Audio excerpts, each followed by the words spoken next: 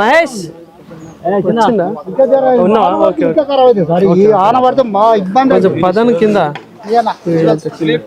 అటు సైడ్ అటు సైడ్ అటు సైడ్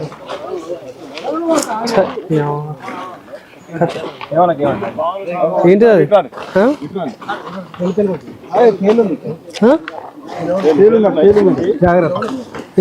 కనిపిస్తుందా? ఇప్పుడు రైతులకి ఇబ్బంది. అరే ఇక్కడ ఉన్నాయి చూడు కరెక్ట్ పర్వాలేదు చూడు ఇగో ఇక్కడ ఇక్కడ ఎన్ని రోజులే 15 రోజులే ముఖ్యమంత్రి రేవంత్ రెడ్డి గారు చాలా మైకుల ముంగట అద్భుతాలు మాట్లాడుతున్నారు కదా.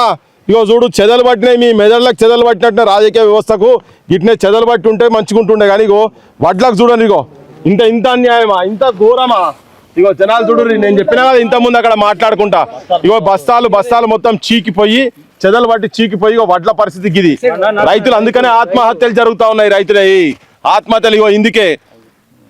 కల్లాల నిండా మెతుకులున్నా పల్లెం నిండా మెతుకు గింజలు లేవు అనేది గిదే. ఇగో చూడు చెదలు చెప్తే నమ్మరు కదా. ఇన్నరి తెలంగాణ సమాజమా మేము తిరుగుతుంటే అనుకుంటారు కావచ్చు, వీళ్ళంతా గిట్ల మాట్లాడతారు గిట్ల చెప్తారని. అందరు రాజకీయ పార్టీల బాధ్యులు దీంట్లో. రేవంత్ రెడ్డి, టీఆర్ఎస్, బీజేపీ అందరూ మంది సంవత్సరాలు మందిళ్ళలో పోయి మంది కొంపలలో పోయి మైనర్ బాలికలను అత్యాచారాలు చేసుడు కాదు. గిడికి రాండ్రి, గీ పని చేయరు, వాళ్ళకి సపోర్ట్ చేసుకుని మాట్లాడు కాదు. రైతుల కాడికి రాండి, రైతుల చుట్టూ చూడు. ఇగో గింత అన్యాయమా, మొత్తం లోపల తీస్తే లోపలంతా అట్లే ఉన్నది. ఇప్పుడు రైతు ఏం కావాలి? అప్పుల పాలు కావాలి. ఇప్పటిదాకా లారీ రాలేదు, తూకమైన తర్వాత లారీ రాలేదు. ఇప్పుడు ఈ కష్టాలు ఎవరికి చెప్పాలి? ఎవరిది ఈ కష్టాలు ఎవరు తీర్చాలి? ముఖ్యమంత్రి మాట్లాడతాడు, మిల్లులేమో కాంగ్రెస్ బీఆర్ఎస్ వాళ్ళ చేతులు అని చెప్పి శాతగాని మాటలు ఆయన మాట్లాడతాడు. మరి గడ్డి విక్తున్నారా మీరంతా? ఏం చేస్తున్నారు? ఈ చెదల సంగతి ఏంటిది? ఇగో చూడు, ఇగో మొత్తం బస్తాలని పలిగిపోయి చీకిపోయి. నువ్వు బస్తాలు ఇచ్చినవి కాదు, ఏంది ఇది? ఇదంతా వీళ్ళు కొత్త బస్తాలు చూడు, కొత్త బస్తాలు చూడండి, జనం చూడాలి. కొత్త బస్తాలు ఇవి. ఇగో వీటి పరిస్థితి ఇగో చూడు. ఇగో చూడు, ఇగో ఇది పరిస్థితి బస్తాల పరిస్థితి. రేవంత్ రెడ్డి గారు రాజకీయ వ్యవస్థ, కేసీఆర్ యాడ ఫామ్ హౌస్ లో వన్నవో చూడు నాయన. కేటీఆర్ పొంకనాళ్ళ మాటలు, ఫ్యూచర్ సిటీలు. ఇగో ఇది నీ అస్తిత్వం కోల్పోతుంది. ఇడ రైతే రాజంటారు కదా, జై జవాన్ జై కిసాన్. చూడు జై కిసాన్ల సంగతి ఏందో. అలా బతుకులు ఇగో సీకిపోయి ఇట్లా చెదలు పట్టి ఇగో ఇది పరిస్థితి. రాత్రి పూట కావాలుండాలి, పొద్దుటి పూట కావాలుండాలి, ఎండకు చచ్చిపోవాలి. నిన్నో కానీ చచ్చిపోయిండు శంకర్ అంటే ఆయనే. ఈ సావులు ఆత్మహత్యలు, అప్పులపాలు కావాలి, పుస్తెల తాళ్ళు పెట్టుకోవాలి. నువ్వే చెప్పినావు కదా, రైతులు మొత్తం పుస్తెల తాళ్ళు మట్టెలు అన్ని పెట్టి కుదువ పెట్టి అప్పులు తీసుకొచ్చిండ్రు. వాళ్ళ జీవితాలలో వెలుతురిస్తా ప్రజలను ఆదుకుంటా అన్నావు కదా. వాళ్ళ కళ్ళ కాడికి వచ్చి ముచ్చట్లు చెప్పి మొగోని లెక్క. ఇగో ఏం చేస్తున్నావు నాయన? ఇగో చూడు, ఇదంతా చూడు, జనం చూడుర్రి. ఇగో వీళ్ళు ఈ పాలకులు పందికొక్కులు లెక్క వాళ్ళు ఆడ కూర్చొని జనం సొమ్మును భూముల మీద, జాగల మీద, గుడుల భూముల మీద గివిట్ మీద పడ్డారు మీరు. రైతుల గోసలు మాత్రం మీకు పట్టింపు ఉండదు. ఏసీలలో కూర్చొని కార్లలో కూర్చొని తిరుక్కుంటా చుట్టుపక్కల అటో పోలీసోడు ఇటో పోలీసోడు ఎస్కాట్లు మాట్లాడితే కేసులు పెట్టుడు, లోపల వాడేసుడు. ఎవరైనా అడిగితే ఇగో మీ పాలన గిది, దరిద్ర పాలన. మీరో పాలకులు, మీరో రాజులు, దరిద్ర మనుషులు. ఏం చి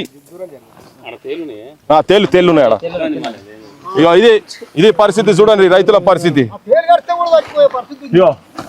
ఇగో ఆడ మాట్లాడుకుంటా ఒక రైతన్న చెప్పిండు రాగానే, ఫస్ట్ కలవంగానే చెప్పిండు. ఆడ కలవంగానే ఏమన్నాడు? నెత్తి మీద గడ్డి కుప్పలు, జేబులల్లా వడ్ల గింజలు అన్నాడు. నెత్తి మీద గడ్డి కుప్పలు, జేబులల్లా వడ్ల గింజలు, కళ్ళం నిండా గింజాలు ఉన్న రైతన్న, పల్లెం నిండా మెతుకులు లేవు రైతన్న అనే సాహిత్యం గట్లనే పుట్టింది. ఇలా ఉన్నాయి మొత్తం, కానీ తినడానికి ఏం లేదు. ఇట్లా కావాలి ఇలా బతుకులు. మొత్తం లోపడంతా అట్నే ఉన్నది, గాడికెళ్ళి చూస్తూ ఉన్నది. లోపడంతా బస్తాల పరిస్థితి. ఇప్పుడు ఈ నష్టం ఎవరు పూరించాలి దీన్ని? రేవంత్ రెడ్డి ఏం చేస్తావు చెప్పు నాయన. కేసీఆర్, రామచంద్రరావు, బీజేపీ వాళ్ళు, అన్ని పార్టీలు, కమ్యూనిస్టు పార్టీలు అందరూ అడదలుచుకున్నాం. ఏడ పోయినా, ఎక్కడ ఏ కళ్ళాల కాడ, ఏ ఐకేపీ సెంటర్ల కాడికి పోయినా కానీ ఇవో పరిస్థితులు ఇవే ఉన్నాయి.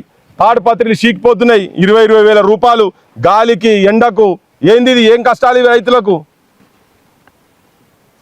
కూర్చొని మంది మీద నెట్టడు. అధికార పార్టీ ప్రతిపక్షం మీద నెడతాడు, ప్రతిపక్ష పార్టీ అధికార పక్షం మీద నెడతాడు. ప్రజలు మాత్రం ఇట్లా ఇబ్బంది పడాలి, గోస పడాలి. ఈ బువ్వ లేకుంటే మనకు మెతుకు కూడా, మీ మెతుకులే ప్రపంచానికి అన్నం పెట్టే రైతు పరిస్థితి ఒక ఇట్లా ఉన్నది.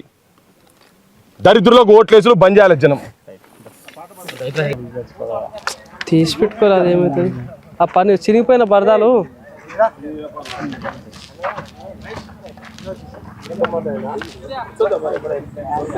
పైసలు ఉంటే తెచ్చుకుంటారు, పైసలు లేకుండా అప్పు పుట్టకుంటే ఇగో ఇది పరిస్థితి, ఎండుతుంది.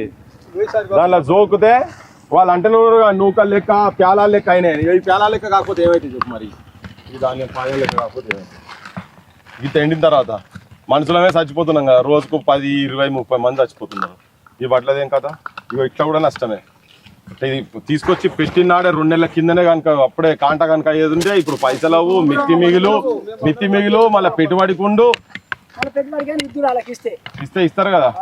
ఇప్పుడు వాళ్ళ తిట్లు తినాలే, తిట్లు తప్పాయి, చెప్పు దెబ్బలు తప్పాయి అన్నట్టున్నది. లాస్ట్కి ఆత్మహత్యలు కూడా తప్పలేవు తెలంగాణలో.